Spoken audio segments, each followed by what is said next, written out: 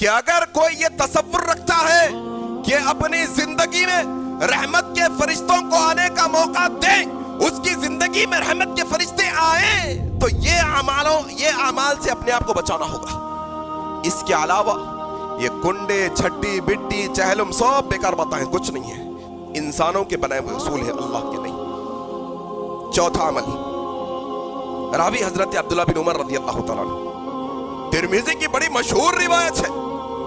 اور ایک مسئلہ ہو گیا ہمارے پاس، بیمار ہو گئے ہم، اللہ اکبر۔ کیا بیمار؟ کانوں میں سنے تو آتا لیکن سمجھ میں نہیں آتا۔ جیسے بیل کے سامنے بین بجانا ہوتا ہے نا، ویسا آج کے خطیب ہو گئے کہ خطیب پکار رہا ہے سالوں سے، بیچارہ عالم مقرر پکار رہا ہے سالوں سے، جو نہیں چلتی ہمارے کانوں پہ۔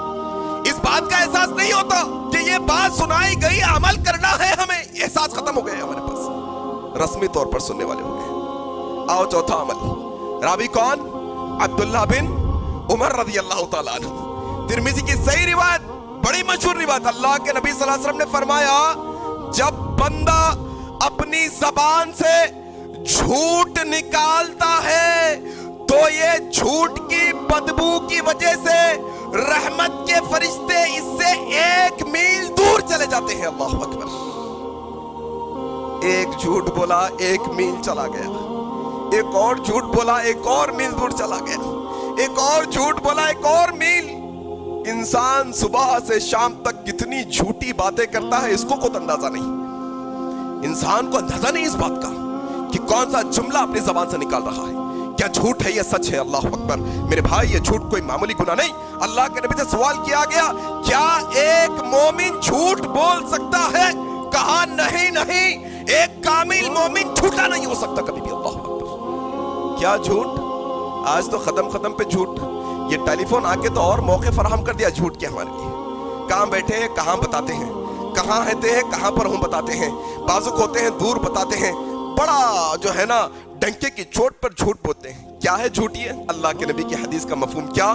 جھوٹ انسان کو گناہ کی طرف رہنمائی کرتا ہے، اور گناہ انسان کو جہنم کی طرف رہنمائی کرتے ہیں۔ اللہ اکبر۔ یہ جھوٹ میرے بھائی معمولی بات نہیں ہے، اس سے بچنے کی ضرورت ہے۔ اور کیا یہ جھوٹ منافق کی علامتوں میں سے ایک علامت ہے۔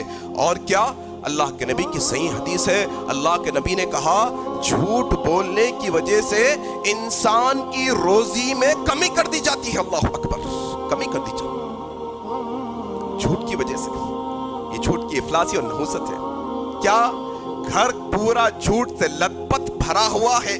ماں باپ جھوٹ بولتے ہیں، بچے جھوٹ بولتے ہیں، گھر کے پورے افراد جھوٹ میں لت پت ہے، ان کا مال لا لیا، دوں گا، جھوٹ نہیں دیتے، گھر میں ہوتے بچوں سے بولتے جاؤ نہیں ہو، گھر میں جھوٹ بھرا ہوا ہے، اور سمجھتے ہیں کہ رجب کے کنڈے کرنے سے ان کے گھر میں رحمت آئیں گی۔ اللہ اکبر۔ اور سمجھتے ہیں کہ 11ویں کرنے سے رحمت آئیں گی، فاتحہ وہ فلانے چیزیں کرنے سے۔ نہیں میرے بھائی، رحمت کے فرشتے دور ہو جاتے ہیں جھوٹ کی بدبو کی وجہ سے۔